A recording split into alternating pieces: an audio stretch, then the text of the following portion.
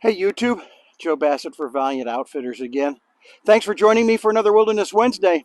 I'm in the backyard base camp again to practice some skills with setting up tarps without having trees and being able to run that ridgeline.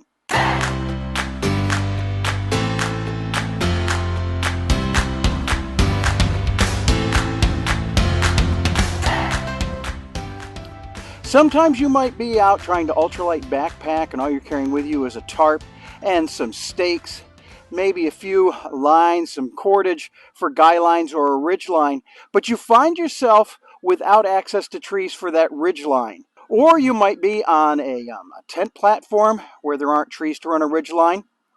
Or you're bushcrafting. Of course, if you're bushcrafting and you're trying to test your metal out there with as little as you can get by, you might not have trekking poles with you.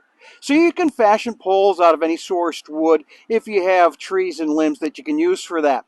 The process, whether you're bushcrafting without the trekking poles or with the trekking poles, is going to be essentially the same. For this setup, you're going to need 6 stakes, 2 guy lines, and your trekking poles or the poles that you source out there. The tarp that I'm using is, of course, my trusty DD Hammocks 3x3, and you can see when I put it up in this A-frame setting, it's huge. It's massive. We could easily sleep 4 people in here. We could do 3 with gear. It's like a mansion if you're going to do 2 person with gear or 1 person with gear.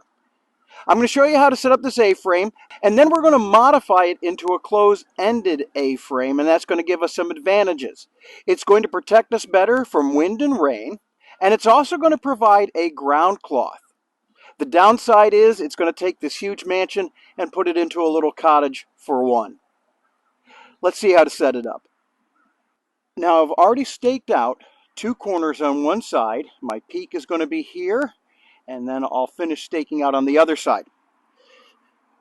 Some tips for you to have success with this. One is have all of your stakes with you in your pocket, because when you're by yourself, you're going to need to tension things and stake right away. Of course, if you have somebody with you, they can hold the tension for you. The other thing I do with my trekking poles is I set them on that first step down, that first taper. I set them to their maximum. Now, it can be a little bit tricky when you're setting up your tent poles because, of course, you're going to have your handle down and your point up, and that can be a little confusing as to which way to twist. So this will take a little bit of practice. It helps if your tarp has many tie-out points, multiple tie-out points. So you can see on the DD hammocks, I have 1, 2, 3, 4, 5 on each side. I have one in the middle, and then 1 1/4 of the way in, which is half of that half, and 1/75%, which is half of that half. I have the same thing along this edge, so I have a tie out here, and then my center tie out is back here. Take your center tie out and pull that almost all the way to where that first tie out is. So you're taking the middle tie out and bringing it almost halfway towards your stake out point. Take your trekking pole and you're going to put it through that tie out point, and then I twist it around once, and then I'm going to put it directly up. This is where you're going to want to make sure that you have your stake ready to go, because on the other side, I'm going to pull that tie out point in towards the pole, and then I'm going to stake out this back side. With my guy line, if it already has a tensioning device in it, or I've already put my friction knot in there, like my taut line hitch, I want that to be pretty close to where I'm going to tie off to the pole. Once I have my pole holding it up, I'm going to slip that loop in the end of my guy line, whether I've used an end loop with an overhand knot or I've done a bowline. And then I'm going to bring this out and tension that, and this is where I want to have those stakes with me right in my back pocket so that this doesn't drop more than I want it to.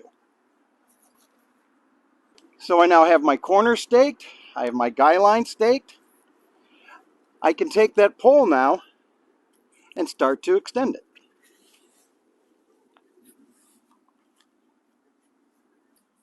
Now this is going to hold just fine while I go and do the other end. Same idea. I'm going to set this to the max. Get it into that tie out point and spin it around once. And this is where I can start to dress out and get a nice taut tarp. Take that end loop or bowline, slide it over there, and stake that out.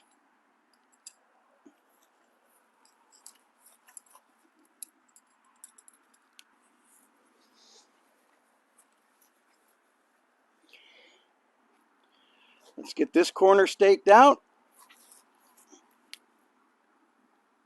Let's start to get a good taut tarp here.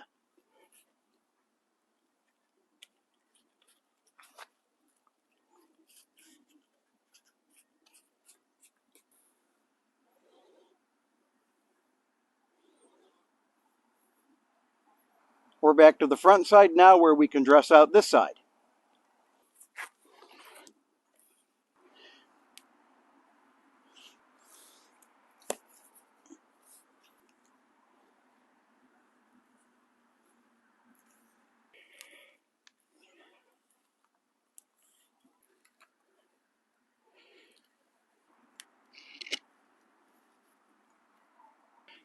So there we have a pretty well dressed out A-frame using just my trekking poles.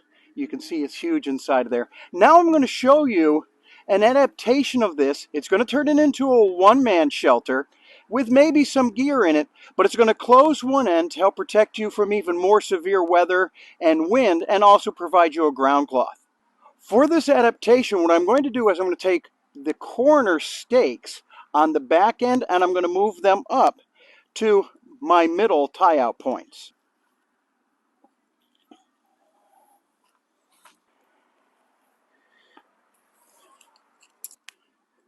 Of course, for this, I also won't need this trekking pole, so I'm going to remove that and this guy line and the stake.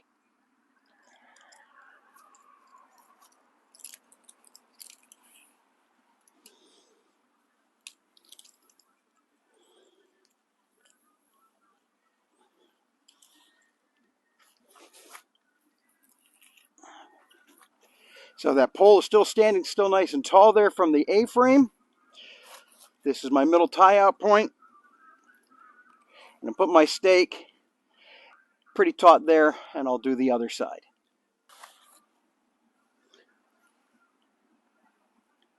Next, I'm going to take all of this that's left over and I'm going to tuck it in underneath.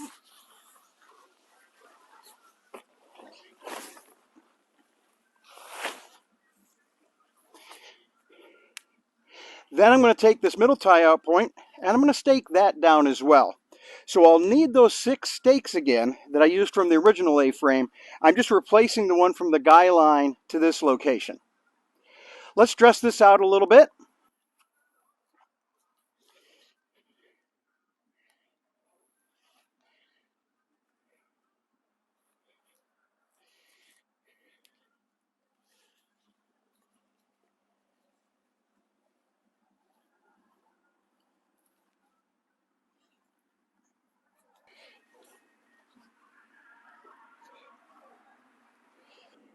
Now for the ground cloth part. That back half that I tucked underneath, I'm just going to take that and I'm going to stretch that out and flatten it out.